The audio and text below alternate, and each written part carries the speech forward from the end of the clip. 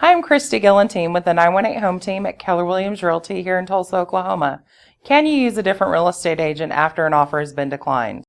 The first question to ask is, are you going to be placing the same offer or a different offer on the same house?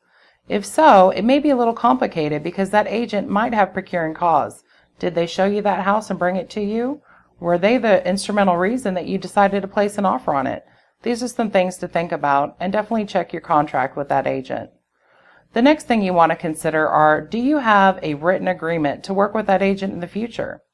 If not, you're under no obligation to continue working with that agent. If so, review that document and take a look at what your responsibilities are in working with that agent. You can have a mutual agreement, even if you have a signed document. Just give that agent a call and talk it over with them. Tell them they may not be the best fit for you. The next thing you want to do is start the process of interviewing an agent that is a better fit for you and can help you get where you want to go next. And that's if you can use a real estate agent after an offer has been declined.